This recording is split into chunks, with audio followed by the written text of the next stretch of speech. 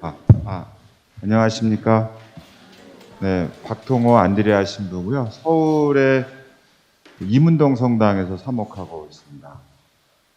시간이 없고 이제 오늘하고 내일하고 그 짧은 시간에 프란치스코 교종의 이 모든 형제라는 회칙을 얼마나 잘 여러분께 소개해 드릴지는 자신은 없습니다만 힘껏 해보겠습니다. 제일 좋은 건 자습입니다. 자습. 그렇지 않습니까? 우리 교육이란 말에 참 교육의 그 한자에 보면 그 회초리가 들어가 있잖아요. 그거는 이제 바깥에서 강제로 주입하는 거고, 에듀케이션, 에듀까레 그 라틴 말은 하느님이 우리한테 주신 지성이 있고, 천성이 있고, 선한 것들이 있고, 역량이 있고, 탤런트가 있는 거를 밖으로 이렇게 라틴 말로 표현하면 밖을 끌어내서 발현시키도록 돕는 거. 그게 이제 이른바 에듀케이션, 에듀카레의 말의 뜻인데 우리는 한자를 번역할 때는 이제 때려가지고 그냥 지식을 주입하는 걸 교육이라고 그러니까 이제 그런 점에서는 저는 교황님의 이 회칙을 여러분에게 소개해드리고 실제로 여러분 안에 있는 의식, 지성, 감성을 최대한 여러분들이 이제 끌어내 주시기를. 그러니까 당연히 제일 좋은 방법은 자습이죠. 그죠? 네. 이 모든 형제 책은 작년 10월 3일에 나왔는데 우리말 번역으로 주교회에서는 꽤 늦게 나왔어요. 그리고 저는 이제 따로 제 나름대로 이제 따로 번역을 해서 이제 공부도 하고 자습도 하고 했는데요. 혼자 자습하다 보니까 머릿속이 뒤죽박죽이에요. 근데 한번 나름대로 잘 정리해 보겠습니다. 사회 회칙이에요. 제목은 모든 형제 아닙니까? 굉장히 따뜻할 것 같죠? 제목상으로. 아닙니다. 정치 얘기입니다. 정치. 그것도 또 사회적 우애 제목은 모든 프라텔리 투테 모든 형제애 혹은 형제 관계와 사회적 우애에 관하여. 그러니까 옆 사람하고 잘 지내자 이런 취지일 것 같잖아요. 그러나 안에 담겨 있는 내용은 정치의 문제, 경제의 문제, 문화의 문제, 국제 질서의 문제입니다. 그것도 상황을 어떻게 설정했느냐, 어떻게 세상을 바라보느냐가 굉장히 중요한데요. 그러니까 제발 좀 지금 세상 돌아가는 것에 대해서 좀 눈을 좀 크게 뜨고 좀 봐달라라는 간절함이 절박함. 처음에 시작할 때 이제 서론 부분에서 800년 전에 상황을 서술합니다. 프란치스코 성인을. 프란치스코 성인이 자기 저는 이제 초창기에는 이게 이제 쓰잘데기 없는 왜 달을 가리켰는데 왜 손가락 보고 막 뭐라는 거 있지 않습니까? 왜 프라텔리 뚜떼 이게 형제거든요. 이게 남자잖아요. 왜 여자는 말하지 않냐 해가지고 이런 경우인데요. 근데 이제 그분이 그 형제가 누구냐 보면 저는 생각에는 한참 읽다 보니까 그거는 그렇게 남자냐 여자냐 이거는 말 그대로 교황님 어떻게든 트집 잡고 싶은 사람이 한 일인 것 같다. 왜냐하면 프란치스코는 바람이라든가 태양이라든가 달을 자기의 브라더이고 시스터라고 느꼈다. 그런데 당신과 살점, 살이 같은, 자기와 같은 살을 가진 사람에게는 더 가깝다고 알고 있었다. 하나는 느낌이고 하나는 안다라는, 지각한다는 거예요. 그리고 그 프란치스코가 어떤 분이었는가? 그러면 굉장히 마음 따뜻하고 좋지 않습니까? 거기서 하나 일화를 소개합니다. 근데 일화가 이제 술탄, 그러니까 이슬람의 술탄을 만나러 가는 일에 관한 거다. 근데 그 시대적 배경을 뭐로 설정합니까?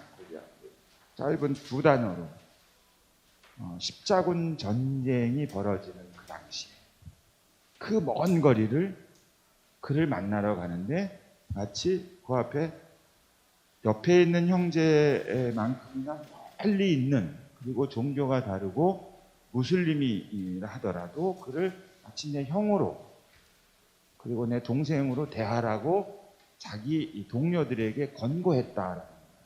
십자군 전쟁 상상이 됩니까?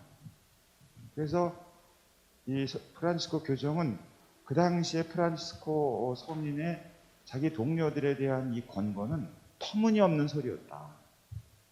지금 프란치스코의 이 회칙도 터무니없는 소리로 들릴 것 같아요. 그리고 또 이제 다음 항에 가면 그 당시 상황이 어땠냐. 도시들, 오늘날 이런 거대 도시는 아니면서 그다 옛날에 800년 전에 말하자면 그 감시탑, 방벽에 쌓이는 그 아주 그런 도시들 안에는 파워풀 패밀리스들, 아주 그 강력한 가문들끼리 쌈박질만 벌이고 있었다. 근데 그 방벽 너머는 컨츄리 사이죠. 시골에는 빈곤이 휩쓸고 있을 때도 그랬다. 그거 800년 전의 이야기를 왜 지금 하겠어요? 그리고 그 1장의 내용이 폐쇄된 세계 위에 폐쇄된 세계, 담으로 둘러진 방벽으로 둘러싸인 지금 세계를 그렇게 이제 서술하는 거죠. 관찰한 거죠.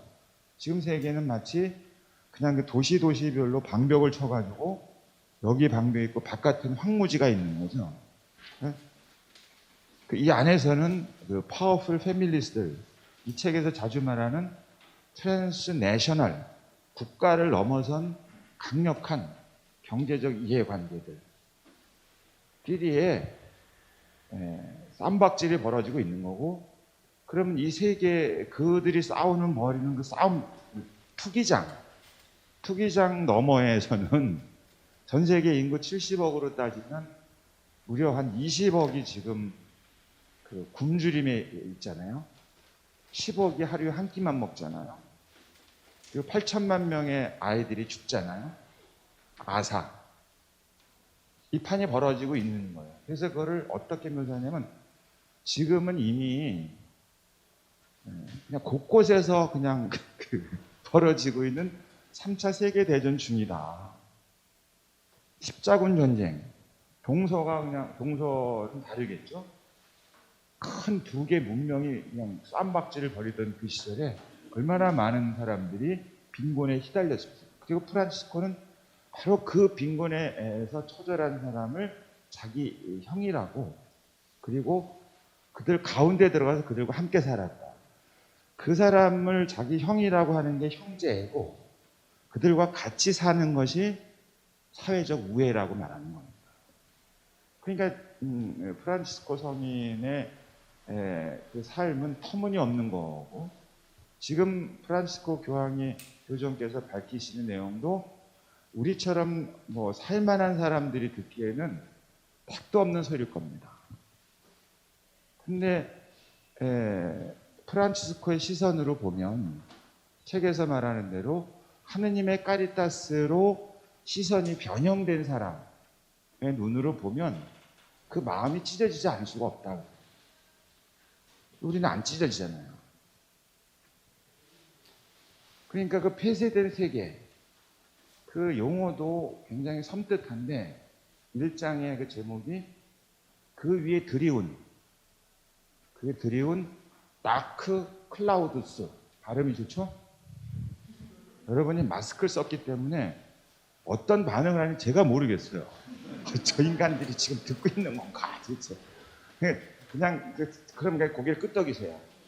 그러니까 그 그림, 그 단어가 저는 이제 영어로 된 것만 봤는데 그 폐쇄된 세계, 그것만에 숨이 막힐 듯한데, 근데 그 위에 그 검은 어두운 구름들, 복수들이 걸쳐 있는 거예요.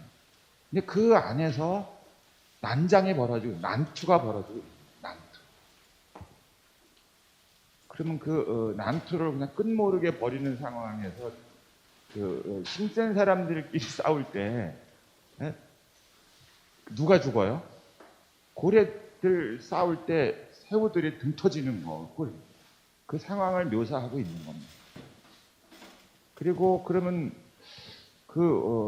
그렇게 문학적으로 서술했으면 도대체 그럼 어두운 다크 클라우드스 먹구름들이 뭔지를 제1장에서 하나씩 밝힙니다. 첫째로는 뭐겠습니까? 혹시 2018년에 제 얘기가 이제 왔다 갔다 할 테니까 마음대로 알아서 들으세요. 2018년에 평화의 날 메시지가 뭔지 아십니까? 평화의 날 메시지. 평화는 좋은 정치를 요구한다예요. 우리말 번역으로는 좋은 정치는 평화에 봉사합니다. 이러면 봉사란 단어, 그 봉사란 단어 때문에 막 망치는 게 많습니다. 우린 봉사하게 되면 음식점에서 서비스만 생각하잖아요. 근데 봉사를 일본 사람들이 그 서비스를 봉사로 번역하다 보니까 그냥 해도 되고 안 해도 되고 하면 참 잘했어요. 안 한다고 뭐라 그럴 수 없는. 근데 봉사는 우리 여군 다녀오셨습니까? 안 다녀왔잖아요. 왜요? 안 가도 되니까.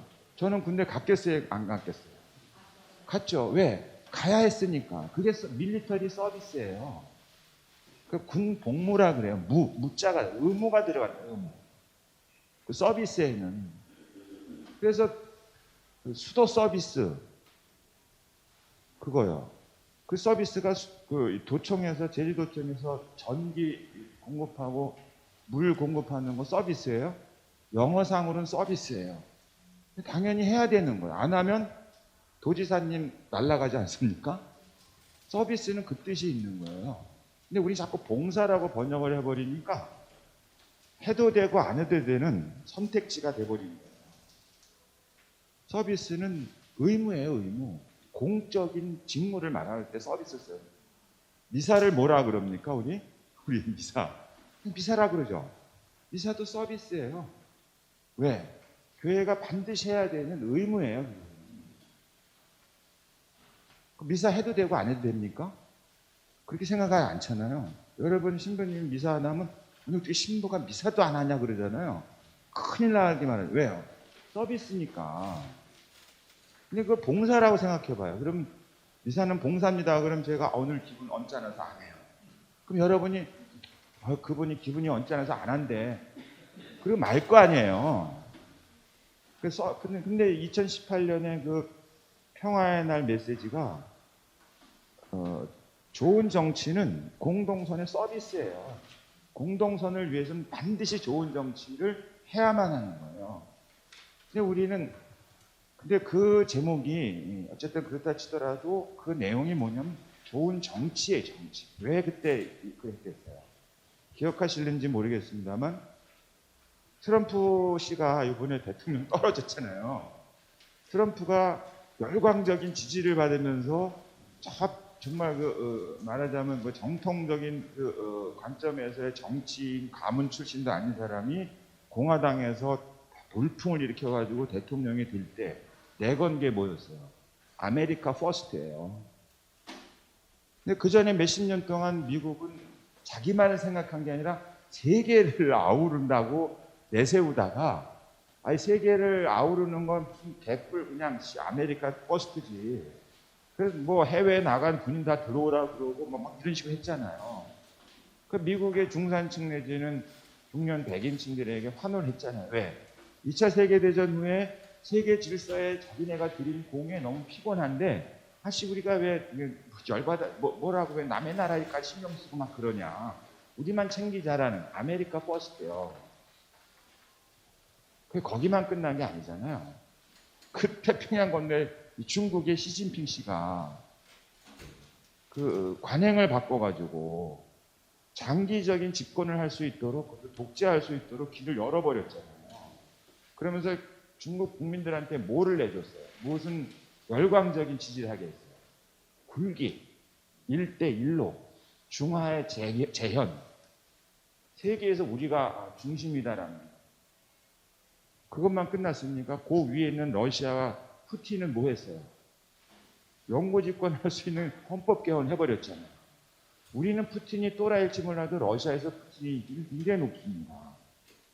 중국의 시진핑의 인기가 높죠? 미국에서 트럼프가 코로나만 아니었으면 됐죠. 그것만 끝났습니까? 우리 남측에 있는 일본. 일본은 뭐 몇십 년의 집권을 하면서 우리의 소원은 뭐였습니까? 정상국가. 그러니까 미국으로부터 여태까지는 뭐 동맹이라 해서 아시아의 맹주 자리를 이제 독립적으로 갖고 싶은 거. 아베 내지는 자민당의 계보. 생각해 보세요. 미국, 일본, 중국, 러시아 전부 다 파워풀 패밀리들 아닙니까? 그런데 그나마 EU 같은 데에서는 하나로 통합하려는 2차 세계대전 후에 그 열망 때문에 여기까지 왔는데 얼마 전에 뭐 평가는 달리할 수 있지만 영국이 브렉시트를 하지 않습니까? 떨어져 나가지 않습니까? 영국 국민에서 왜 그거를 찬성했겠어요? 팽팽했지. 같이 살고 싶지 않다? 그죠? 아니면 우리의 대형의 옛 영광 함부로 포기할 수 없다 그거 아닙니까? 여러 가지 이유가 있겠지만 말이죠. 프란치스코 교황은 그 대목을 관찰하는 거예요. 저는 어떤 비유를 드냐면 여러분 묵주 기도 허구한 날 하시지 않습니까? 묵주의 중간중간에 큰 거 은총이 몽땅 아멘, 은총이 몽땅 아멘, 은총이 몽땅 아멘 할 때 큰 것들 있지 않습니까? 5개. 그 5개에다 하나는 다 엮여 있잖아요. 그걸 우리는 세상은 뭐라 그래요? 1차 대전 이후에? 세계화. 글로벌라이제이션이요. 왜냐하면 2차 세계대전, 1차 세계대전의 배경으로는 강력한 파워풀 패밀리들끼리의 시장을 놓고 벌인 전쟁. 이게 세계대전을 가져오고 그게 수천만 명의 수억을 두고두고 그리고 2차 대전 때는 1200만 명을 학살하고 핵무기를 써봤단 말입니다. 이러다간 공멸하겠네 하고 그러지 말자 하면서 하나의 세계를 만들려는 열망들을 나름대로 진행시켜 온 건데 그가 몇십 년도 되지 않아서 그 묵주의 세계화를 가져왔는데 세계화의 길로 갔는데 그거를 회칙에서는 통합의 길로 갔는데 통합의 길로 가는 것처럼 보였는데 작금에 이르러 보니 그 묵주의 그 중간중간에 이 파워풀한 이 중간들이 다 그냥 생각해 보세요. 200여 개 나라가 손을 잡고 있는 거예요. 어쩔 세계화라는 게 그런 거 아닙니까? 손을 잡고 있는데 중간에 그냥 그 거인들이 에이 싫어하고 한 거예요. 우리 같은 사람은 우리 같은 나라는 그나마 나름대로 내구력이 있어요. 그동안에. 전 세계 200여 개 나라 가운데 아마 7, 80개 나라는 그 자체로 그냥 심각한 타격으로 극빈으로 나락으로 떨어지는 거죠. 나뒹굴어지는 거죠. 아니 우리처럼 나름대로 힘 있는 나라도 IMF 때 보세요. 나라가 거덜나지 않. 나라가 거덜난다라는 말을 인격적으로 말하면 그 안에 사는 사람들 중에 힘없고 약한 사람들, 경제력이든 정치력이든 문화적이든 자기 스스로를 지킬 수 없는 사람은 죽음에 이르게 되는 겁니다.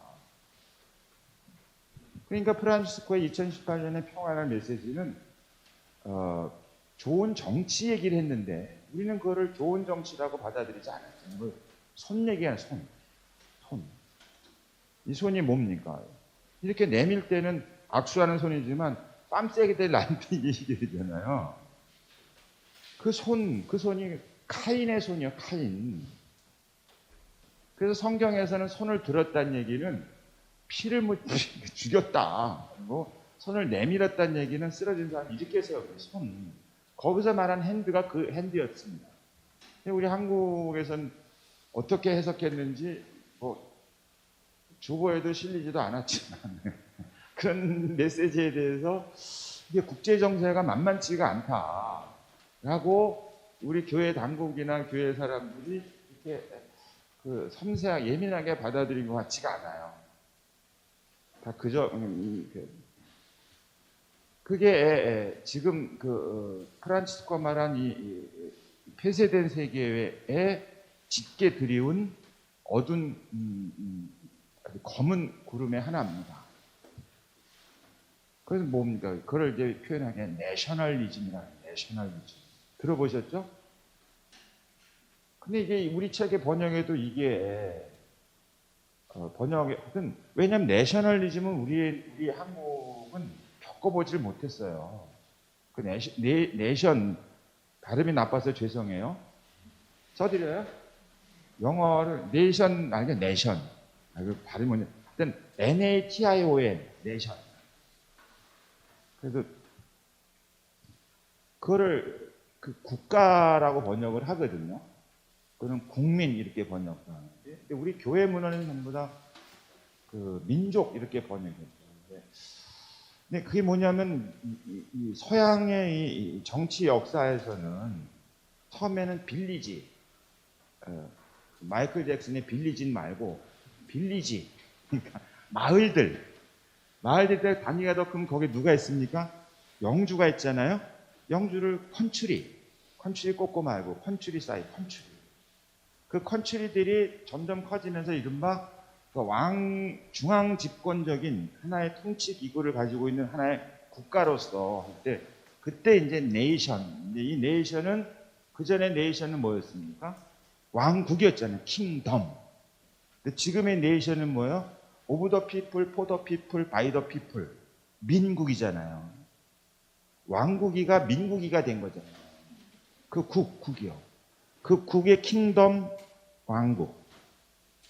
영어 써서 죄송해요. 근데 제가 영어 좀 하잖아요. 이해하세요? 그러니까 킹덤, 그러니까 왕의 국, 왕의 나라, 민국, 민의 나라. 전혀 다른 거잖아요. 근데 민국이 어떻게 바뀔 수 있어요? 아메리카 퍼스트라든지 중국의 굴기라 전부 나라예요. 국기가. 중국, 미국.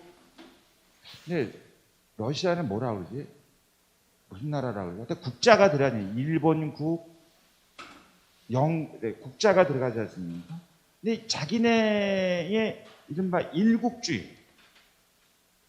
그전에는 세계화라고 해서 세상을 다 엮어놓고 그만 개방시킨 거예요, 다. 문 열어, 자식아. 문 열어. 전부 다 경제적인 관점이었죠. 그걸 통상이라고 말하고 FTA라고도 말하고 WTO라고도 말하는 거 전부 다. 그렇게 몇십 년 해놓은 다음에 이제 먹을 만큼 먹은 다음에 이거 안 되겠는데 우리 거 지켜야지. 보호주의, 일국주의. 근데 그걸 내셔널리즘이라고 해요.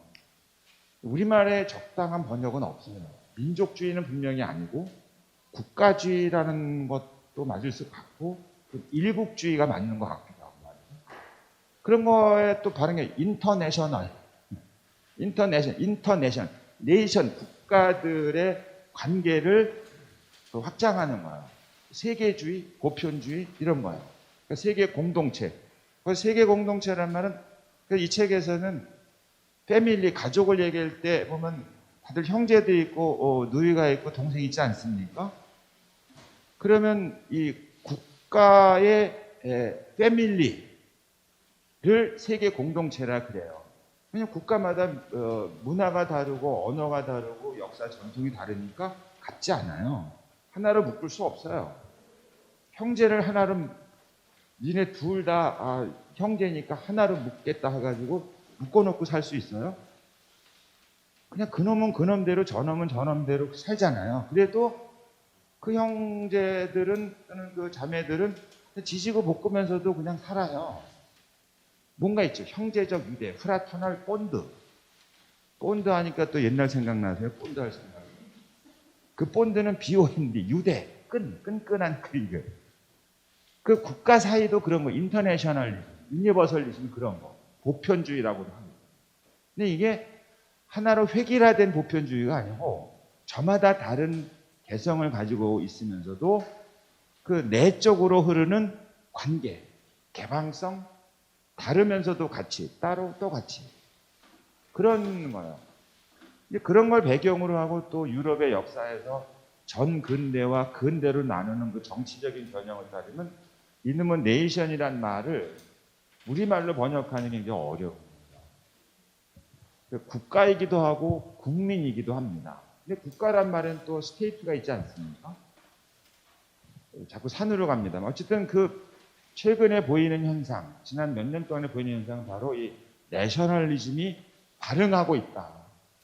미국에서, 유럽에서, 영국에서, 중국에서, 일본에서, 드디어 우리 대한민국에서도. 이제 국가에 대한 자부심 대단하지 않습니까? 근데 이게 좋을 것 같은데, 그런 파워풀한 네이션들에게는 그게 이 책에도 나오고 이제 저기 찬미받으셔서 나오는데 아주 교활한 거죠. 그동안에 빼먹을 때는 다 우리는 형제입니다 하고 빼먹고 나서 다 빼먹은 다음에 이제 각자 살자 이렇게 된 거랑 뭐가 다르냐. 차등의 책임이라 그러죠. 그래서 찬미받으셔서는 이제 인류가 몇십 년 동안 이제 잘 사는 나라들이 서구 북반부의 나라들이 아프리카를 200년, 100년 폭행을 했다고까지 하는 거 아닙니까? 아프리카 더 이상 이제 회복할 수 없는 지경까지 가버렸어요. 자, 그게 첫 번째 내셔널리즘이 나오는데 거기서 또 뭐가 등장합니까? 인종주의. 우리는 할 말 많아요. 우리도 내셔널주의, 국가주의에 대해서 경도돼 있거든요. 그리고 인종주의는 뭐 말할 것도 없습니다. 와에서 생활하는 이민, 이주민 또는 난민 뭐 몇백 명 가지고도 난리버거지 아닙니까? 그리고 뭐 한민족 이런 소리나 해대고 말이죠. 근데 그런 게 우리만 그랬냐? 이게 세계적으로 이런 우리 이제 경제적으로 생각해 보면 거의 뭐 10대 11대 되니까 이런 나라들이 보이고 있는 행태가 그런 거다. 파시즘 같은 거죠. 파시즘이라는 거는 이제 민주화가 됐으니까 이런 나라들은 국가가 독재를 하지는 않아요. 우리가 독재를 해요. 다수와 소수로 나눠가지고. 프란치스콘 책에서 그놈의 소수자란 말도 쓰지 말아야 된다. 어디 소수가 있고 다수가 있냐. 다수의 열망은 있죠. 그렇다고 해서 다수가 소수를 개무시해도 되는 건 아니잖아요. 근데 파시즘 같은 거죠, 그게. 우리끼리 봐가지고 뜻이 맞는 사람들끼리 모여가지고 그 뜻이 다른 사람을 집단 다구리 한다고 그러죠. 애들 보고 뭐 왕따 시킨다는 거 그거 욕할 거 하나도 없어요. 거시적으로 그런 파시즘적인 경향이 곳곳에 나타나니까. 그 다수의 그러니까 선과 악, 도덕과 윤리, 정과 사, 그러니까 이제 올바름과 사악함 이런 구별이 없어지고 쪽수가 많으면 다 선이 되고 정이 되고 옳은 게 되는 거예요. 그럼 소수의 사람이 그게 아닙니다 하고 말하는 순간에 다수가 그냥 집단으로 다구리하는 거예요. 지금 더하죠. 그런 게 우리만 그런 게 아니라 지금 곳곳에서 나타나고 있다는 거예요. 이게 아주 옛날엔 그게 과거에는 그게 당연했던 겁니다. 인종주의도 있었고 우월주의 있었는데 그게 근대로 넘어오면서 그런 것들에 대한 인간에 대한 이해, 인간은 참 자유롭다, 인간은 평등하다, 인간은 인종이나 피부에 관계없이 전부 다 존엄하다라는 인식을 갖게 된 게 근대잖아요. 순대 말고요. 저녁 되니까 순대 생각이 납니다. 그러니까 근대 정신을 말할 때 이 책에서도 여러분들 보시겠지만 자유, 평등, 우리나라에서 뭘로 배웠습니까? 어렸을 때. 박애. 박정희 장군께서 그 박애로 번역을 해가지고 그 박애가 아니거든요. 프라터니티예요. 프라터니티. 근데 그 프라터니티가 형제처럼 잘 지내자가 아니에요. 연대예요. 왜? 누구에게 연대? 그러니까 이게 근대로 넘어간다니까 구체제. 말하자면 근대로 자유와 평등의 물결을 저항하는 체제가 있지 않겠습니까? 쉽게 말하면 왕정체제, 구체제, 귀족 계급들, 지배 계급들, 기득권 세력들이 싫어할 거 아니에요. 생각해 보세요. 지금 이런 세상에 올 줄 어떻게 알았습니까? 제가 여기서 이렇게 강의하는 선생님이 서서 강의하고, 강의 듣는 그 학동들이 앉아가지고, 그게 말이 됩니까? 옛날에는 저는 앉아서 하고 여러분 어떻게 했습니까? 무릎을 꿇고 근데 지금 이 지경이 되도록 세상이 바뀐 거 아닙니까? 왜? 이건 제가 서비스니까. 여러분은 뭐가 생긴 권리니까. 제가 의무면 여러분이 권리란 말입니다. 그런데 그런 변화의 과정에서 이게 문화적으로, 사회적으로, 정치적으로, 경제적인 거 빼고 말이죠. 그게 이제 이른바 시민혁명이에요. 시민이 주체. 왕이, 귀족이 주인이 아니고, 우리가 아래 것들이 아니고, 아래 것들이 오브 더 피플, 포 더 피플, 바이 더 피플. 피플이 성이 PC가 아니에요. PEOPLE. 피플. 그런데 그 상황을 받아들이고 싶지 않은 여전히 강고한 힘을 가졌던, 기존의 힘을 가졌던 이 귀족 계급이라든가 이런 분들 입장에서는 피플들이 어떤 게 좋은 거야? 쪼개 있는 게 좋죠. 그래, 너 자유 줄 거야. 자유롭게 해라. 너 평등도 줄게. 대신에 결합은 말아라. 네. 뭉치는 게 얼마나 큰 힘입니까? 그래서 그 프라터니티는 연대예요, 연대. 그리고 그 연대는 공동선의 투신이에요. 피플의 선에 반하는 것은 단호하게 배척하니까 피플의 선에 단호하게 거부하는 세력이 뭐겠습니까? 독재 세력 같은 거겠죠. 그러니까 박정희 장군께서는 당연히 이 프라터니티 연대라고 교과서에 싣고 가르치는 게 아니라 박애. 서로 사랑해라. 그 서로 사랑할 때 누구까지 사랑하라? 나도 사랑해줘 된 거잖아요. 그러니까 우리는 연대라는 것에 대해서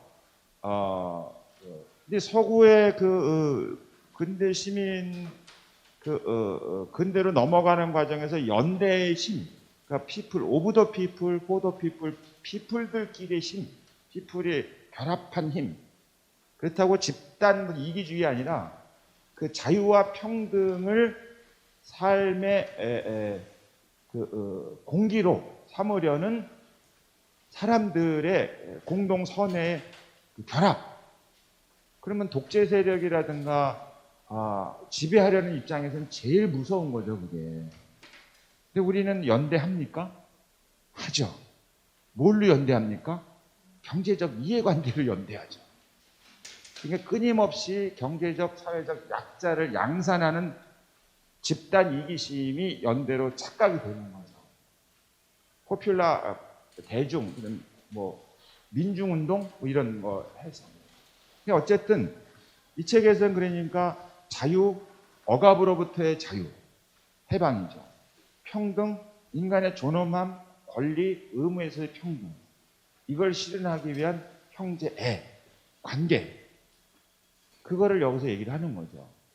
그런데 이것이 이 근대 시민혁명, 시민의 사회로 넘어가는 데서 정말 가장 세상을 바꾼 시대 정신과 같은 거였는데, 그것 때문에 잘 온 것 같은데, 이놈은 내셔널리즘이 부흥한다?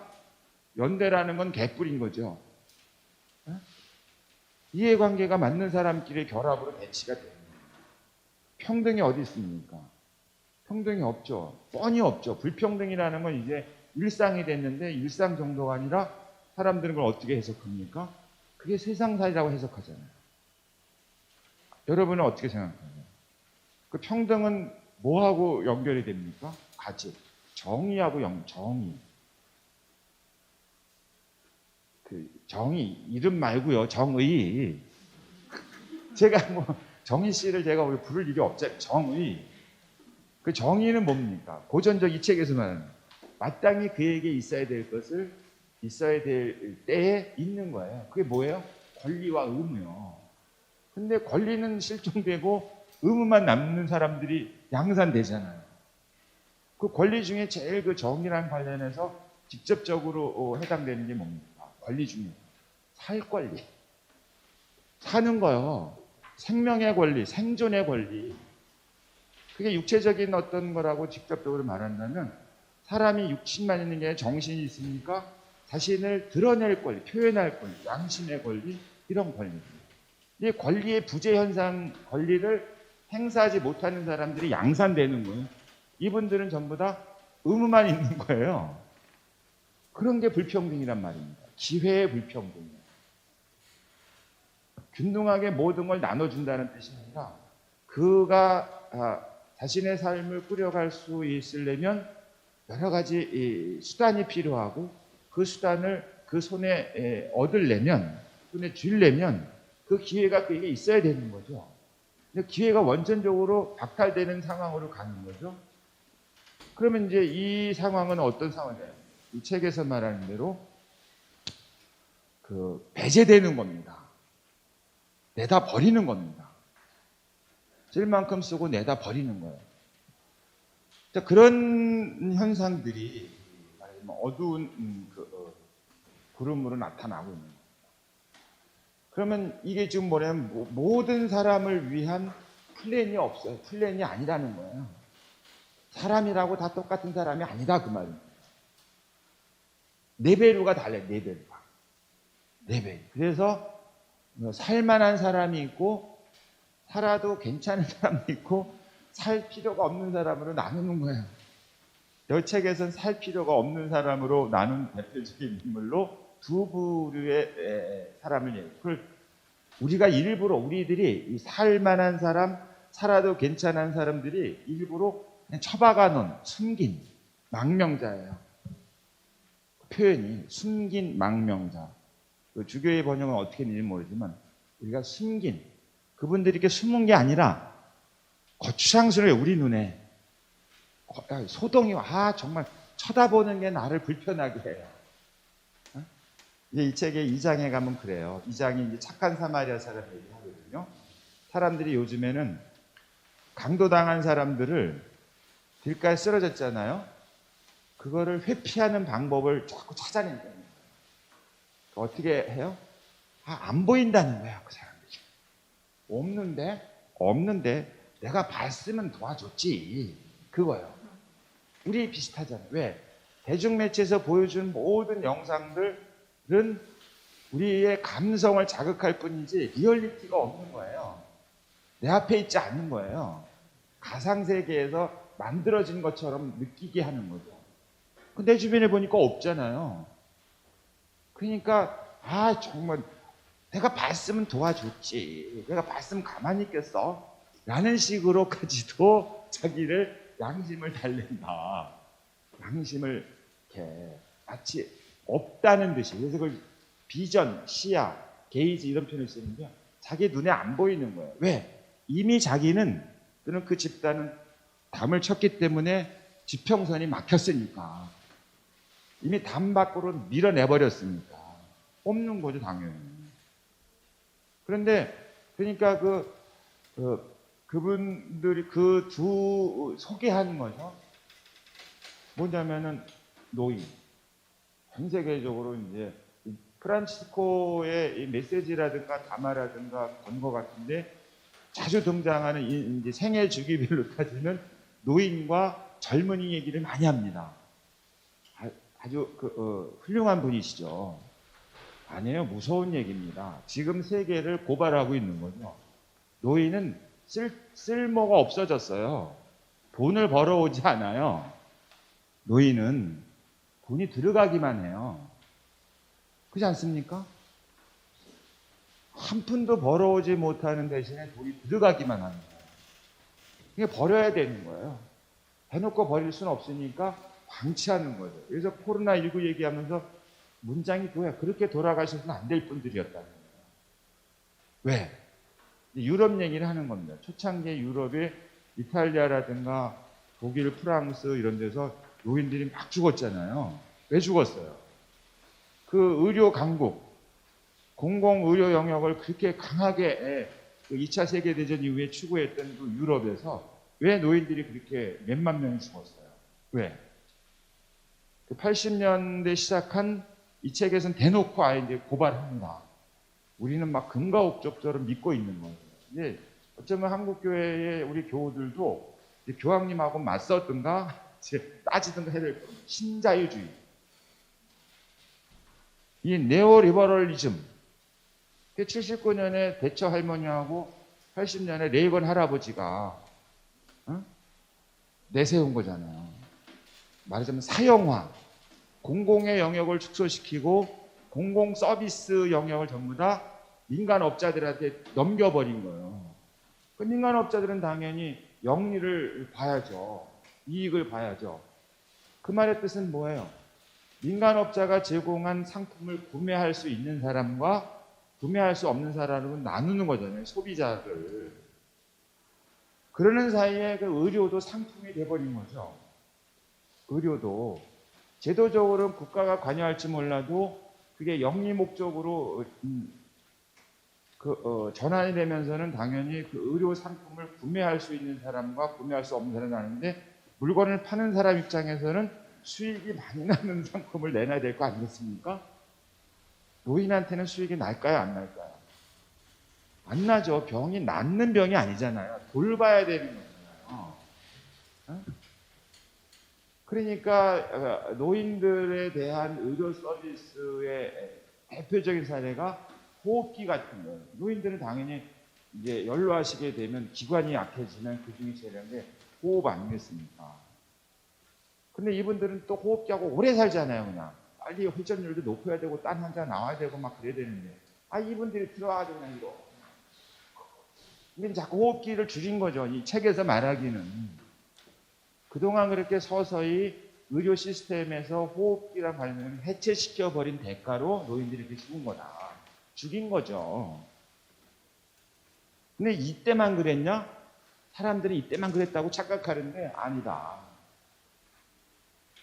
여기서 예를 든 건 장기간에 유럽이 기후변화 때문에 폭석이 엄청 길었잖아요. 방치했다. 근데 그건 데이터에 잡지도 않았다. 우리는 모르잖아요. 네? 폭석이 때 누가 얼마나 죽었는가 모르잖아요. 노인들은 속수무리 죽었죠. 왜? 에어컨을 만약에 해야 되는데 에어컨을 하려면 돈을 지불해야 되는데 노인들이 수입이 없는데 그걸 어떻게 해요? 그러니까 방치하는 거죠. 가족들한테 맡기지도 않고 가족들이 오지도 않고. 그 노인은 한마디로 표현하면 복음의 기쁨도 그렇고 거기서 찬미받으셔서도 그렇고 노인들을 왜 그렇게 하냐? 돈을 못 벌어오니까 한마디로. 그 젊은이는 뭐냐? 돈이 나갈 거니까. 부자가 되는 방법 중에 제일 좋은 방법이 뭐예요? 나갈 돈 안 나가게 하면 되죠.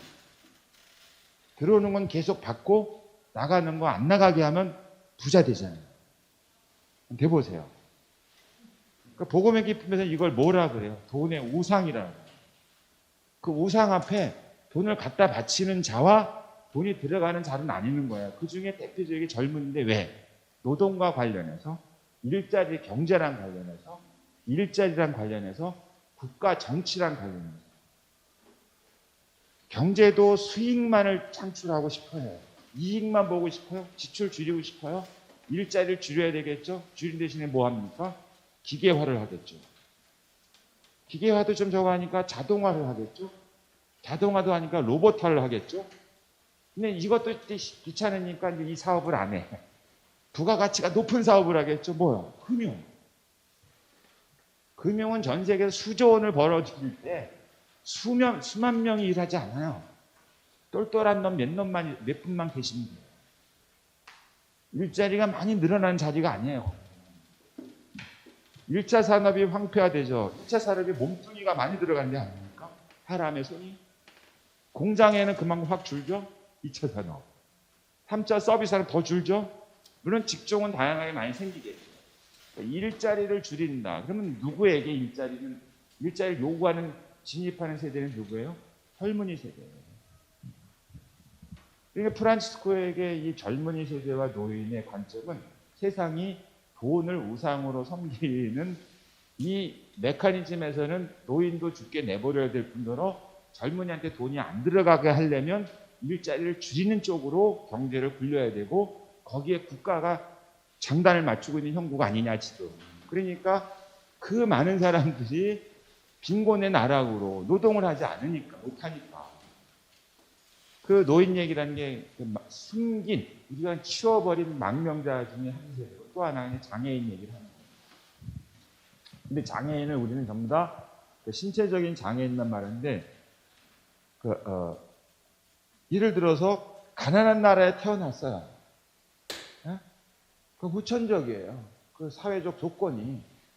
그 가난한 나라에 그 장소 한 군데, 정말로 재수가 정말 엄청 없어가지고 내가 그 나라에 태어난 그 이유 하나만으로 그런 디스에이블드 되는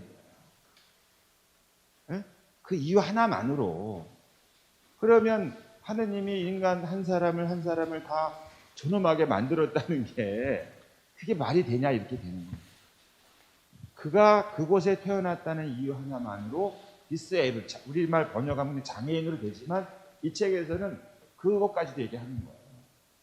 세계적으로 보면 우리가 생각하는 어느 나라에 어느 부모한테 태어났느냐에 따라서 팔자 늘어진 자와 팔자 개판되는 자, 팔자가 없는 자, 그게 되지 않습니까? 이게 옛날에 근대 이전에 계급사회, 신분사회 하고 뭐가 다르냐 이 말입니다. 자기네끼리 말로는 인간의 존엄함, 인권, 자유, 평등하는데 행위와 실제로 선택한 내용을 보면 이런 일이 벌어집니다. 그러니까 사람이라고 다 같은 사람이 아닌, 그래서 이 책에서 어두운 그 구름 중에 하나가 바로 모든 일을 위한 계획의 부재, 실종입니다. 그래서 사람을 버리는 겁니다. 쓸모 있는 사람과 없는 사람.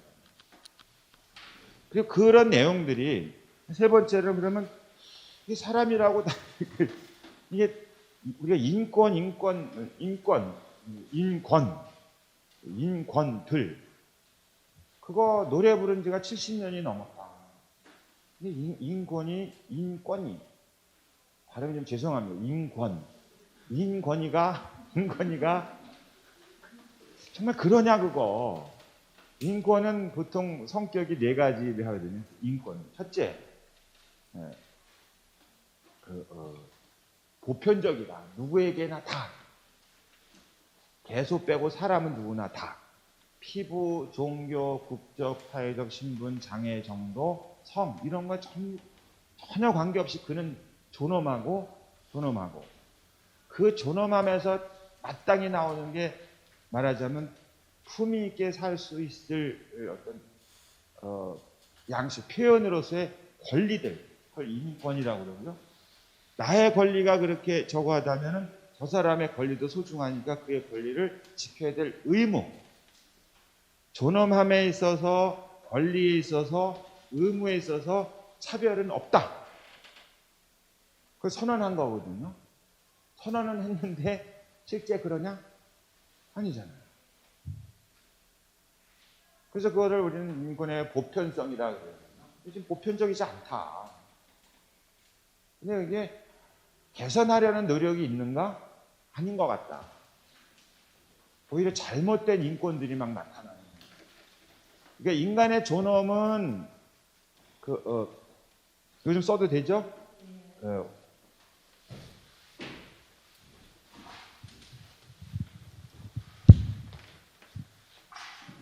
그 존엄이라고 이제 있지 않습니까? 그 귀한 놈, 귀한 자, 그 귀하다. 인간이 귀하다. 그러면 귀하면 첫째를 뭐 해야 됩니까? 옷도 좀 거시기하게 입지 않습니까? 먹는 것도 좀 이렇게 괜찮은 거 먹지 않습니까? 일도 좀 괜찮은 일 하잖아요. 이게 존엄함이라고 말하면 이걸 권리들이라 그럽니다. 그래서 인권은 복수들이에요, 복수. 존엄함은 바탕이고 근거고 토대라면 얘네들은 나무 같은 거예요. 이게 인간의 존엄함이 비옥한 땅이면 이 안에 하느님이 존엄함을 했는 씨를 막 뿌려놨어요. 그럼 이 씨가 자라가서 이놈은 나무가 되고 이놈은 꽃이 되고 이놈은 사과나무, 배나무, 뽕나무 이렇게 돼요. 이런 것들이 인권들인 거예요. 근데 이것들을 그러니까 역사에 따라서 시대에 따라서 달라져요. 표현이 달라요. 봄에는 꽃이 피고 여름에는 풍년되고 가을이면 봄에는 씨 뿌리고 여름이면 풍년되고 가을이면 풍년된 다음에 겨울에는 눈이 쫙 깔리는 거죠.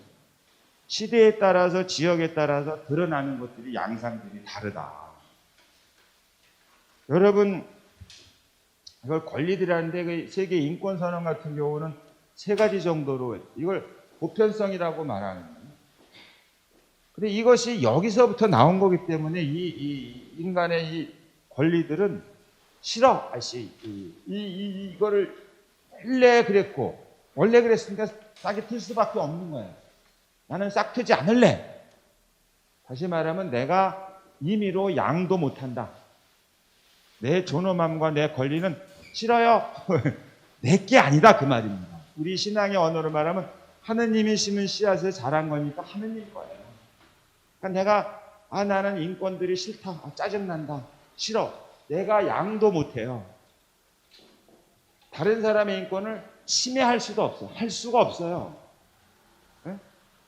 예를 들어 이런 것들이 버리면 버려줄 수 있는 거지만 내 거니까 내 소유했고 내가 처분할 수 있으니까 내 임의로 버릴 수도 있고 부러뜨릴 수도 있지만 이 인간의 존엄함은 하느님에게서 온 거고 인본주의에서는 인간이 그 자체로이기 때문에 내가 후천적으로 손을 댈 수도 없고 부러뜨릴 수도 없고 없앨 수도 없는 거예요. 그래서 양도 불가하다. 심해 불가하다. 그리고 마지막으로 이 세 가지만 맨날 생각하는데 이 나무들이 뭐 있지 않습니까? 요 놈이 한 숲이다. 그러니까 어떤 나무가 주장을 해가지고 나만 주장 막 하지 않습니까? 그럼 예를 들어서 인권하게 되면 통상적으로 범주를 세 개로 나눕니다. 자유권, 앞에서 아까 평등권, 그 다음에 연대권. 이게 프랑스 혁명에서 말한 자유, 평등, 연대, 형제. 자유권은 시민권. 이 책에 다 나옵니다. 그러니까 외국 사람이 우리나라에 왔어요.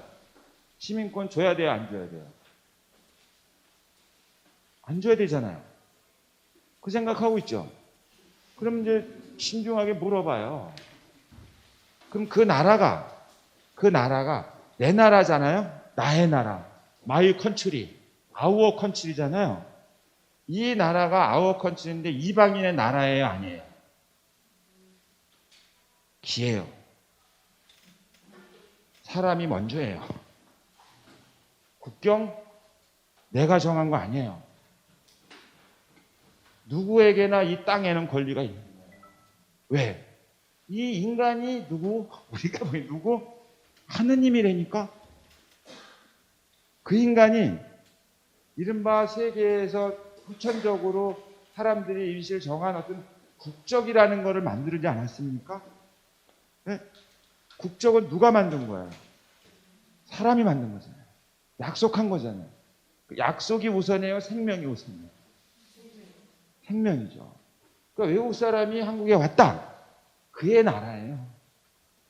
그 프란시스코는 그에게 시민권을 적용하는 게 중요하다 지금. 이민 문제가 난리 아닙니까? 이민과 난민 문제가. 그럼 새로운 이민, 새로운 난민이 있지만 이미 와 있는 사람에게 우리는 여러 조건을 붙여서 그냥 무슨 자격을 따주고 뭐 해가지고 뭐 체류 자격을 주고 그 다음에 뭘 해가지고 어떻게 하면 밀어내려고. 어떻게 하면 안 받아들이려고 하고 있는 거 아니에요. 그게 이제 뭐 체류 허가에서부터 뭐 그다음에 영주에다가 노동 조건에다가 뭐 무슨 일 하면 안 된다고 했다가 그다음에 쬐끔만 어기면 그냥 붙잡아다가 제주공항 불러다가 인천공 가서 그냥 내보내요. 근데 그러는데 그게 맞지가 않다. 이미 들어와 있는 사람에게는 시민권을 적용하는 게 필요하다. 왜냐하면 시민권은 뭐예요? 정의. 근데 시민권이라는 그 울타리 안에서 그는 그 권리를 누리고 의무를 다할 수 있는 자격이 주어지는 겁니다. 어쨌든 그게 시민권입니다. 이게 별거 아니에요, 시민권이. 이게 제주 도민권하고 다른 거예요. 서울 시민권이 있는 게 이 시민은 내 삶의 주인은 나의 양심에 따른 하느님밖에 없다. 우리는. 인본주의자는 내 삶의 주인은 내 양심에 따른 나의 자유의지이다. 그건 누구도 침해할 수 없다 그 말이에요. 그게 주체죠, 주체. 남이 하랜다고 하고 그런 게 아니라 나는 내가 내 삶을 꾸려가는 주인이다. 왕국 때는 뭐였습니까? 내 삶이 주인이 아니잖아요. 이리 오너라 하면 왜 하는 거고, 저리 가시면 가고, 전쟁 가려면 가고, 그냥 하기 싫어. 그러니까 주체가 아니었잖아요. 소유했잖아요. 신분이 그걸 강제했고, 질서가 강제했고, 가문이 강제하고 그 모든 것들은 왕의 소유로. 그래서 지금의 민국이 때는 어떻게 해요? 내가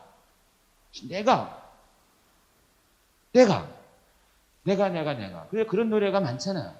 내가. 근데 이게 한계가 또 있죠. 어떤 한계가 있습니까? 내가 나를 몰라. 내가 왜 이런지 나도 몰라. 그래서 인간에 대한 어떤 아주 신비. 뭐가 나와요 여기서 이 책에서? 개방, 관계. 난 모르는데 내가 왜 이러냐? 내가 왜 이러는지 나도 모르겠다. 그러면 앞에 있는 사람 네가 미친 거야 임마. 그러면 미쳤냐 내가? 그 깨달음, 자기 한계에 대한 깨달음. 내가 그와 맺는 관계 때문에 정말 내가 그냥 배고파 죽겠다 그랬더니 옆에서 밥 사주면 충족, 충만, 그리고 이게 배가 찼다 그럴 때 충만하다지 않습니까? 그럼 내가 옆에 누가 있거나 누가 나를 열고, 그래서 그 유명한 그 표현을 쓰죠. 나는 어떤 관점에서는 아주 유한한 존재인데 또 어떤 관점에서 무한한 존재. 누구하고도 연을 맺을 수가 있어요. 오지랖으로. 누구까지요? 하느님하고도 연을 맺을 수 있어요. 우리 사람은. 그 초월의 어떤 초월성. 몸뚱아리 요게 있고 그냥 그 생긴 건 거시기에도 내 마음속에 하느님하고 관계를 맺는다니까요. 그 안에는 정말 무한한 우주가 있는 거예요. 그런데 또 시간의 한계, 공간의 한계, 인간의 나약함, 그 싸가지 없음, 욕망, 욕심 다가 성질 더러운 거 해가지고 어디까지 가요? 자기가 자기도 고립시키고 파괴하잖아요. 내가 왜 이랬지 하고 그냥 벽을 막 들이받고, 그 다음에 다시 아침에 거울을 보고 내가 또 왜 이랬지 하고 막 또 그러고. 그럼 바보 같은 짓을 하는 그 부조리한 인간임을 동시에 다시 같이 어느 날 순간적으로 다시 가부좌 들고 앉아서 주께서 여러분과 함께 하나님하고 만나는. 그것만 있습니까? 프란치스코 같은 분은 그냥 꽃의 노래도 듣고 가난한 사람의 노래도 듣고 하나님 목소리 듣고 그 목소리를 들으면서 그 목소리를 듣는 것이 생명이라고. 그러니까 이게 그 우주의 기운을 율리안나 자매님이 맞아요. 그 우주의 기운이 돈다는 걸 느끼신 거 아니에요. 근데 이제 또 장로님께서는 또 돈의 기운이 돈다는 걸 느끼고. 자, 같은 그런 그 사람이 자신이 주인이라는 생각. 그냥 이게 무조건 절대적 주인이다 이런 뜻이 아니고요. 그 한계가 있는 주인. 누군가랑 같이 있어야만 내가 나다움을 바라보고 자각하고 느끼는 거. 그걸 관계라고도 말하고, 여기서 형제의 말의 뜻이 거기 있는 거예요. 사람은 열려 있다는 거예요. 개방. 열려 있고 나와 다른 사람뿐만 아니라 한 가족이 있으면 그 가족은 다른 가족하고 열려 있는 것이 가족이에요. 그리고 하나의 문화가 있지 않습니까? 문화. 그 문화도 다른 문화와 개방되고 열려 있을 때 그 문화가 풍요로워집니다. 자기를 잃지 않는. 그 인민, 피플. 이 책에서는 또 이 피플을 번역을 못 해가지고, 우리는 이제 교회 맨날 그 백성이라고 하지 않았습니까? 옛날 왕국 때는 백성이었죠. 하느님 백성. 근데 지금 백성이라고 했다면 기분 되게 나쁜 거죠. 내 성이 따로 있지 않습니까? 내 이름이 따로 있잖아요. 나의 고유한 나 자신을 표현하고 드러낼 만한 이름이 있잖아요. 근데 그냥 100가지 성을 싸잡아가지고 잡것들이 된 거잖아요. 왜냐하면 실제로 성을 가지고 있고 패밀리가 있고 족보를 가진 사람들은 10%가 안 됐어요. 여러분들 다 그 중에 하나예요. 다 잡것들이었어요. 한 100년 전만 해도. 그럼 족보요? 다 만든 거죠. 종로 가면 다 만들어 주거든요. 한 사람당 얼마 해가지고. 어떤 데는 200원으로 치고 어떤 데는 막 복잡해요. 근데 그때는 피플이 백성인데 지금은 아까 말씀드린 대로 왕국 때 피플이잖아요. 지금 민국 때 피플은 민이 주인이란 말이에요. 이거요. 그럼 이것을 표현하는 것을 가장 자신의 내 삶을 내가 관리한다, 통치한다를, 그러면 옛날에는 왕이 통치했던 걸 지금 누가 통치합니까? 정치인들이 통치하잖아요. 통치권을 위임하잖아요. 그걸 정치권이라. 그러니까 맨날 국민투표니 보편선거니 이런 말 하는 겁니다. 전부 다 있다는 거죠. 그러니까 기분 나쁘면 4년에 한 번 갈아치우고 5년에 한 번 갈아치우고 아니면 중간에도 갈아치우고. 왜? 주권자, 주인의 권리로서 그런 거잖아요. 그걸 제도적으로 마련한 거. 이걸 자유권이라고 대충 얘기해요. 속으로 들어가면 아주 복잡하지만 그 평등권이 뭐냐면 경제권, 문화권, 사회권. 경제권이 당연히 노동에 관한 거겠죠. 그런 것도 있죠. 기업도 그렇고. 그다음에 문화라는 건 주로 교육 같은 거예요. 사회권은 품위 있는 삶, 사회복지권이라고 부르는 거예요. 이런 것들은 우리는 별로 생각하지 않았던 거예요. 예를 들면은 교육 같은 거요. 지금 초등교육은 전부 다 권리로서 보장해주고 있지 않습니까? 중등교육은요. 일부만 하고 있잖아요. 고등교육은요. 안 하잖아요. 그럼 유럽 같은 데는 저는 안 가봐서 모르지만 뭐 꼭 가봐야 압니까? 그냥 대충 들어보. 거기는 대학교 교육을 국민의 세금으로 한다며요. 무상은 아니죠. 세금을 거둔 돈 중에 그 다음 세대들의 양성을 위해서는 공공 서비스로 다 가지고 살고 싶은 사람 다 가라 한다며요. 공짜는 아니죠. 국민이 낸 거둔 세금을 거기다 쓰겠다는 거죠. 그걸 누가 요구한 걸 것 같습니까? 정치인들이 그런 비전을 제시할 수도 있지만 국민이 교육은 우리의 미래랑 관련된 거니까 모두가 책임져야지. 돈 많은 사람만 교육을 받고 돈 없는 사람 안 그러면 안 되지. 그거는 인본주의에 어긋나지. 그렇게 생각하면 의회에다가 압력을 넣어서 예산을 편성할 때 야 그거 왜 빼 그래야겠지 않습니까? 그러니까 계속해서 대학 교육까지 본인이 원하는 기회는 다 준다 그 말입니다. 무상이 아니죠. 근데 우리는 그걸 또 무상이라 그래가지고 옛날에 우리 오세훈 전 시장님께서 국민 학생들 밥 준다. 왜 공짜로 밥 주는 게 왜 공짜예요? 서울시의 돈이고 그 돈은 서울 시민이 낸 세금이 들어가 있는 건데 어디에 할당하냐는 거예요. 할당을. 그랬더니 또 뭐라 그래요? 무슨 재벌 3세도 무슨 그런 공짜로 밥을 먹는다면 재벌 3세가 우리나라에 왜 있어요? 말타러 다 외국 나가 있죠. 다 사립학교가 있잖아요. 그러니까 그게 해계한데 그게 참 그래서 그게 무슨 말씀이냐면 그 수준에 맞는 그 토양에 맞는 권리 의식이 형성되고 그게 표출이 되고 실현이 된다 그 말씀드리는 거예요. 사회복지국 같은 거 지금 너무나 당연하지 않습니까? 기초생활 수급권이에요. 권. 자꾸 우리나라 또 사람들은 그게 권리라고 생각하는 게 자꾸 싫은 거예요. 왜? 공짜로 뭘 주는 것 같으니까. 그리고 또 내 거 자꾸 주는 것 같으니까. 나중에 지도 받을 거면서. 그러니까 그래서 김대중 대통령 토마스 모 씨께서는 이거는 모든 국민의 권리다. 그래서 법으로 기초생활수급권 권리자를 붙인 기초 베이직한 그의 삶을 위해서 베이직한 급 서비스는 국가로부터 받을 권리가 있다. 그게 한자로 기초생활수급권이에요. 권자를 자꾸 빼고 싶은 거죠. 기초생활수급자. 그러니까 그게 권리가 아니니까 시혜가 되잖아요. 시혜가 되는 순간에 어떻게 돼요? 감사합니다. 이렇게 되는 거죠. 좀 주세요. 이렇게 되는 거고. 제발 좀 안 될까요? 이런 거예요. 그 의식이 굉장히 큰 겁니다. 교회로 말할 것 같으면 그 얘기입니다. 교회는 더하죠.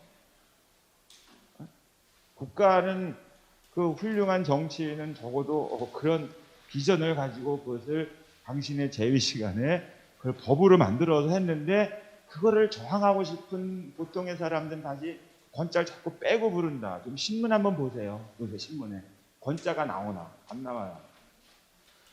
그것은 무슨 우리가 좋아하는 신문이 나빠지면 관계없어요. 그 의식 수준이 그렇게 다시 떨어지는 거죠. 이 책에서도 그 말이 나옵니다. 그런 훌륭한 지도자가 있다. 근데 그 훌륭한 지도자를 무능하게 만드는 문화의 부패도 있다. 그 텃밭이 그러면 아무리 훌륭해도 물론 하느님이 또 어떻게 뭐 하시겠죠. 은총이 가득하신 마리아.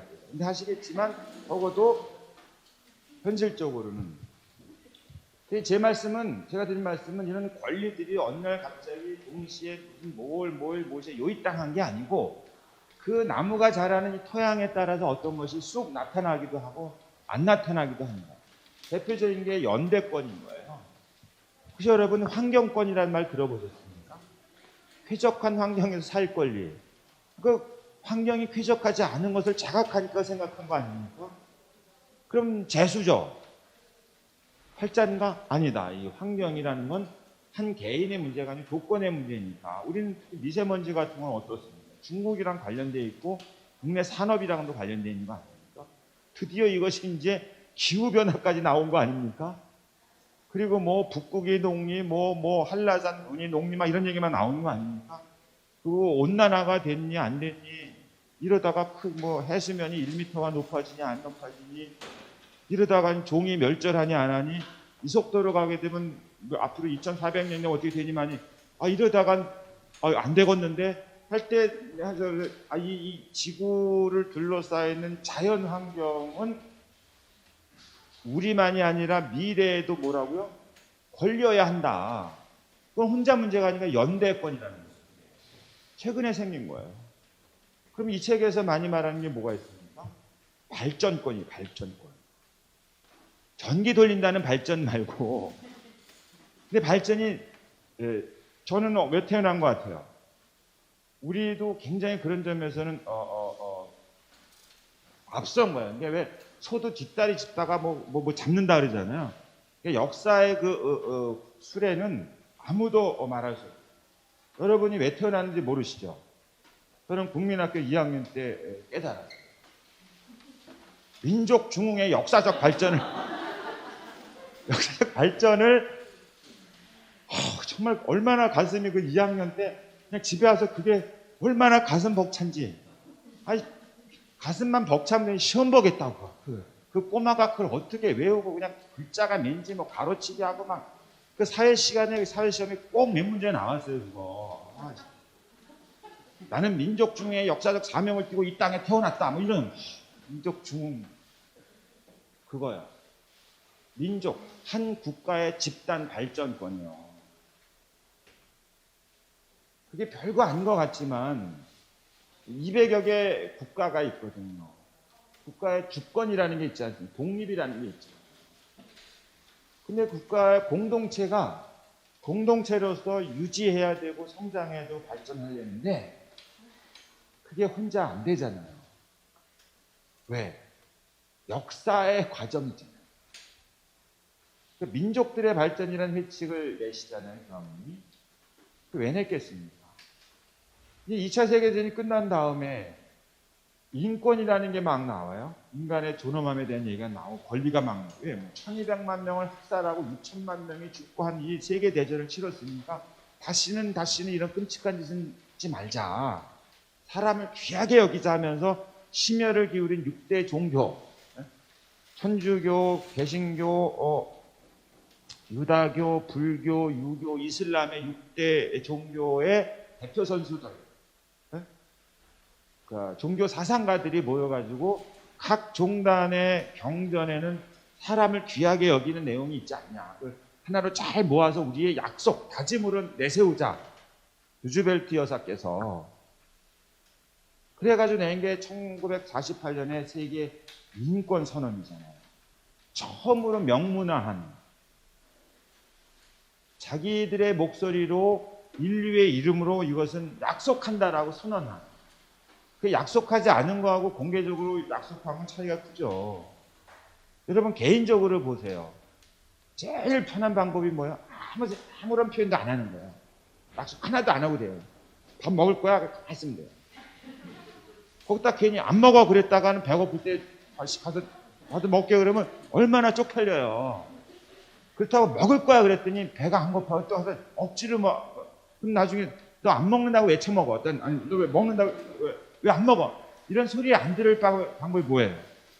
익스프레션 하지 않는 거예요. 사람에겐 양심이 있고 사상이 있고 욕망이 있는데 욕망은 표현될 수밖에 없다. 스포츠도 표현하는 거고 음악도 표현하는 거고 학문도 표현하는 거고 움직이 다 표현하는, 사람은 가지고 있는 안에 있는 무엇을 드러낼 수밖에 없는 존재예요.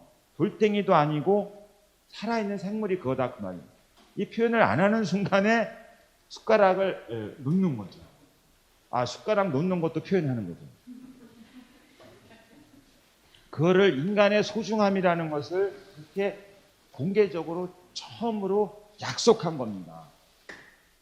물론 이제 전 세계라고 말하지만 유엔에 가입한 나라들 가운데 일부 나라들, 왜 이 평등을 강조하는 나라들 입장에서 이걸 넘버 1, 넘버 2, 넘버 3로 하자. 사람의 인식은 어떤 것을 우선하느냐라는 영향을 주니까 2차 세계대전 이것 때문에 생긴 거니까 이걸 앞에 두자. 누구 쪽에서? 사회주의적 마인드가 있는 나라들 쪽에서는 이슬람 국가라든가 그다음에 소련 그 연방 같은 데는 이걸 이렇게 하자라고 주장한 거고, 우리의 큰형님 미쿡에서는 이거를 해요. 그래가지고 이 나라 이슬람 나라들하고 이 동쪽에 있는 나라 몇 나라는 투표에 기권을 하죠. 기권하는 걸 부정하는 건 아닙니다. 어쨌든 같은 작업을 했던 겁니다. 근데 연대권 같은 경우는 어쨌든 그런 배경을 갖고 있습니다. 제가 드릴 말씀은 이런 권리들이 이렇게 시대에 따라서 그 역사적 배경에 따라서 또는 그 삶의 사회적 조건에 따라서 다르게 나타날 수 있다. 어떤 건 강조되고 어떤 건 강조되지 않을 수도 있는데, 제가 이 얘기를 왜 꺼냈냐면 이 책에서도 말하는 게 이 강대국들이 뭘 주장해요? 권리를 권리를. 이 싸가지들이. 그건 뭐랑 비슷한 거예요? 별거 아닌 것 같지만 기억을 잘 더듬어 보면, 그리고 우리가 좀 냉정히 생각해 우리도 지금 그 편에 서 있는 거예요. 역사는 민족 중에 역사적 발전이라는 게 어느 날 갑자기 시작되는 게 아니라 역사의 흐름이 있지 않습니까? 우리는 과거 역사의 투쟁, 이 책에서 말합니다. 투쟁한 것뿐만 아니라 성취한 것을, 성취한 것만 낼름 먹고 투쟁한 것은 망각하거나 그러면 안 되는 거죠. 근데 그 일이 벌어지고 있다고 말하는 겁니다. 우리는 역사의 교훈을 쉽게 망각하고 만다. 그럼 지금 이데올로기들은 뭐를 자꾸 우리에게 강조해요? 투쟁한 거는 잊어버려. 그 다음에 성취한 거는 날름 먹어. 그 다음에 앞에만 바라봐. 이게 얼마나 무서운 짓이냐. 세계 200여 나라 가운데 20억의 그 가난한 사람들, 물론 부자 나라에도 가난한 사람이 있지만 2차 세계대전이 있었잖아요. 그 다음에 굉장히 많은 나라들이 독립했잖아요. 우리도 거기에 해당이 되지 않습니까? 그리고 여러분은 그 당시에 안 태어나서 모르죠. 저는 분명히 알아요. 우리가 독립했잖아요. 2차 대전 이후에. 몰라요? 모르겠지. 네, 안 사셨으니까 모르시겠지. 알아요. 그랬어요. 근데 우리만 그랬나? 아프리카 대륙 보세요. 길게는 짧게는 몇십 년, 길게는 100년, 200년, 300년 식민 지배했잖아요. 강탈당했잖아요. 남미 강탈당했잖아요. 아시아 강탈당했잖아요. 그냥 강탈했다는 게 그냥 한 대 때리고 만 게 아니고 계속 때려서 안 맞으면 이상해지는 거예요. 그러면 문화식민주의가 되는 거죠. 왜 안 때리지? 때려야 오늘 밥을 먹는데. 그래서 우리도 그런 거에 그래서 여자하고 국어는 때리면 안 되죠. 그거요. 이게 불종, 이 책에서 어둡게 세상을 쫙 짓누르고 있는 다크 클라우드의 마지막이 불종이에요. 불종. 예속. 그러니까 예속인데 혼이 다 빠지는 거예요. 혼이. 찬미받은 소설을 한번 읽어보셨죠?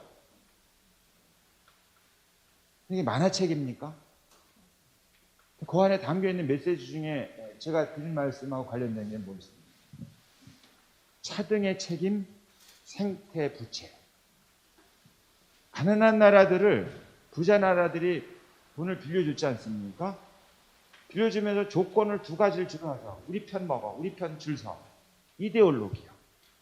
그다음에 이 돈 가지고 경제 개발 같은 거 하긴 하는데 우리가 하려는 대로 해.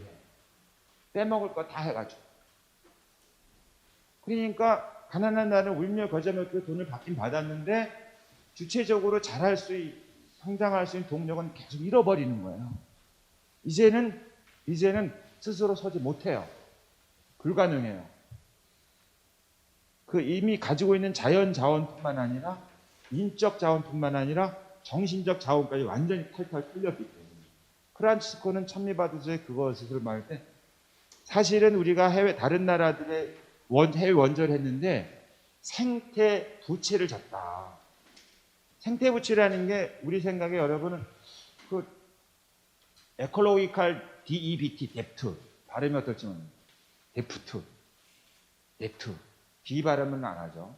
DEBT 무슨 얘기냐면 자연자원은 털려서 이제 가져갈 때는 국가가 강제로 식민 국가 가져간 다음에 시간이 100년, 200년, 300년이면 어떻게 버렸어요? 인간이 다 팔아버렸답니다.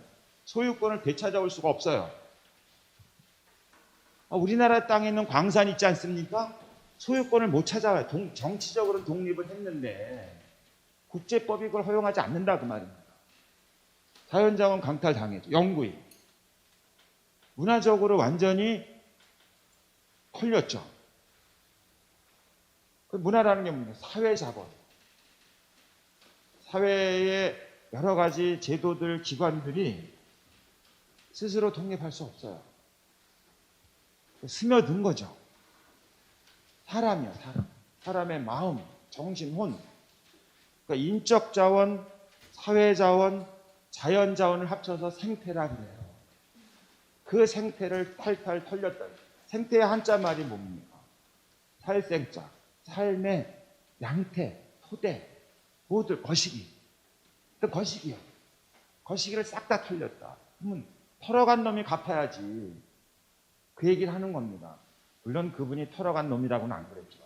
그걸 점잖게 생태 부채에 있어서는 다릅니다라고 했습니다.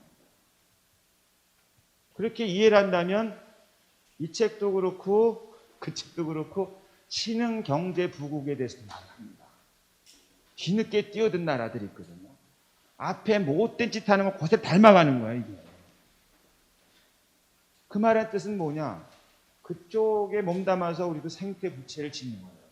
그래서 아예 찬미받으소서님 탄소 배출 거래 시스템 가지고 아주 교활한 술책들을 부린다, 이것. 우리도 그거에 지금 동의하고 있는 거죠. 탄소 배출량을 줄이죠. 우리는 줄이고 있어요. 줄인다고 발표해요. 공언을 해요. 국제에서 약속을 해요. 그 대신에 모질하지 않습니까? 탄소 배출량을 줄인다는 얘기는 공장 가동을 줄인다는 얘기입니다. 그러면 일자리가 줄어든다는 얘기예요. 여러분들이 그거 동의해 주시겠어요? 국민이 동의하지 않죠. 어떤 방법을 써요?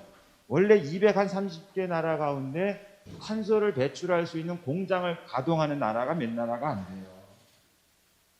여러분 집안에 찬장에 있는 수저가 다 똑같습니까? 혼자 사는 사람 숟갈이 하나. 근데 여기저기 선물 받았어요. 집들이 한다고. 숟갈이 10개야. 그러면 하나 필요하면 9개 해가지고. 근데 이 집에는 식구는 9인데 숟가락이 9개였는데 강제로 하나를 쓰지 못하게 했어요. 손님이 오는데 어떡할 거예요? 옆집 가서 숟가락 빌려와야 될 거 아니에요. 그럼 이 집에서는 숟가락이 10개가 서너개 쫙 간 12명이 먹어치우고 있는 거예요. 이쪽에서는 숟가락이니까 그냥 아무 관계 없어요. 근데 빌려주는 대가로 잡채 한 그릇이 오는 거예요. 탄소 배출 거래가 그 꼴이다 그 말입니다. 그러니까 탄소량을 줄이겠다고 전 세계가 공언을 했는데 아이러니하게도 기묘하게도 배출이 계속 늘고 있는 거예요. 근데 사람들은 줄였다고 믿고 있는 거예요. 이 교활한 술책. 교정께서 그런 말을 대고 하니까 잘 사는 나라의 지도자들이 좋아하겠어요. 그 꼼수를 까발리고 있는. 우리도 그러니까 싫어하니까 쳐다도 안 보는 거예요. 부끄럽거든요. 아, 우리가 꼼수를 부렸네. 머리가 좋아야 꼼수 아닙니까? 그런 걸 뭐라 그래요? 잔머리. 잔머리만 발달해가지고 계속해서 지구를 폭행하는 짓을 멈추지 않는다는 거죠. 그런 맥락에서 이 발전이라는 게, 우리 민족 중의 역사적 발전이라는 게 지금은 도덕적 의무가 되고 명령이 됐다 이거. 왜? 빚을 졌으니까. 길게는 400년, 짧게는 몇십 년 동안 다른 나라들을, 다른 민족을, 다른 국가를, 다른 공동체를, 그 공동체가 하느님으로부터 받은 인적 자원, 사회적 자원, 자연 자원을 강탈해가지고 지금 잘 먹고 잘 살고 있으니까 그 발전의 권리가 그 나라에게 있죠. 그럼 국제사회는 뭐가 있는 거예요? 의무가 있는 거예요. 의무. 근데 의무 수행하는 건 싫지 않습니까? 여러분에게 무슨 권리가 있어요? 쉴 권리. 없다고 쳐요, 그럼. 계속해요, 그럼. 쉴라 그랬더니 우리에게 쉴 권리를 주지 마세요 그러시는 것 같아서 순간적으로. 근데 여기 요것만 말씀드리고 끝낼게요. 무상성. 여태까지 세계 공동체 국제 관계에서는 주고받고거든요. 주고받고. 근데 그거 가지고 안 된다 이제. 그걸 해결될 수가 없다. 이 얘기는 이분이 한 게 아니고요. 그 점자는 16살밖에 안 되신 베네딕토 16살이에요. 16살 때 깨우치신 거예요. 진리 안의 사랑이라는 외칙에서 국제관계를 놓고 보니까 회복 불능. 자, 탈탈 턴 다음에 정치적 독립, 너하고 나하고는 이제 각자 도생이야. 경쟁해야 돼. 라고 한 꼴. 그러니까 그건 에이드라든지 지원한다든지 협력의 차원을 넘어서 빚을 갚아야 된다고. 빚을 갚는데 그건 우리가 빚을 진 거예요. 그러니까 지금 주는 거는 꺼줄게가 아니고 빚진 걸 갚는 거다. 우리 자꾸 그거를 어떻게 생각해요? 공짜라고 생각한다고 하는 거예요. 그 한 걸음 더 나아가서 무상으로. 우리가 무상 원조란 말 하지 않습니까? 근데 그런 말들이 사실은 국제사회 나름대로 정치하는 분들이 다 나쁜 사람들이 아니잖아요. 최근에 들어서 독일의 메르켈 총리 같은 사람은 프란치스코 교황님의 입장에서는 정말로 여전사죠. 이민과 난민에 대해서 막 EU 자체를 막 흔들고 있잖아요. 어떻게든지 그냥 유럽으로 밀려 들어오는 이민과 난민을 막으려는 그 EU들 국가를 그걸 강력하게 말하는 리더십을 발휘해가지고 뚫고 나가고 있지 않습니까? 그러니까 교황께서는 정말 고맙다고까지. 근데 그거는 양심의 사람들에게 호소하는 거죠. 그게 무슨 100% 찬성하겠습니까? 그러니까 맨날 선거 때마다 간당간당하지 않습니까? 이번엔 졌잖아요. 연정도 거의 뭐 그냥 깨고 있잖아요. 그런 정치적인 자기의 그런 이해득실을 도박을 걸면서까지도 그런 걸 하잖아요. 휴머니즘 같은 거요. 이 책에서 말하는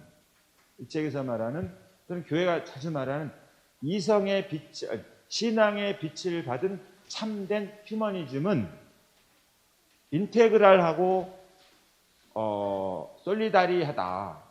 통합적이고 연대적이다.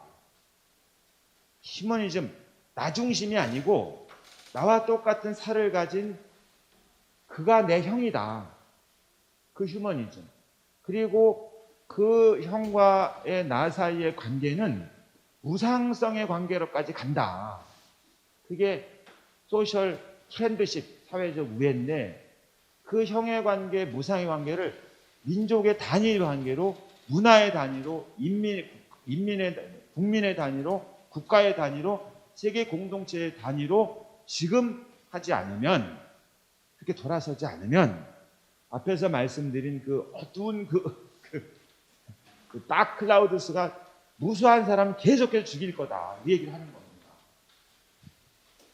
1장에서 말하는 이 내용들은 굉장히 다크 클라우드 오버 더 클로스드 월드라는 이게 정말 입에 착착 달라붙는 언어 같지만 그 안에서 구름 하나씩을 얘기할 때 주요 관점은 뭐예요?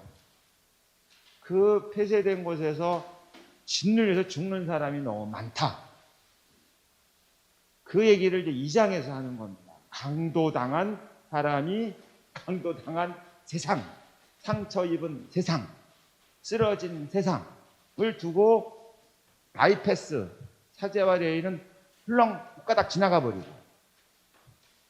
사마리아 사람은 그 여인께서는 똑같이 그 복음을 보면 보지 않습니까?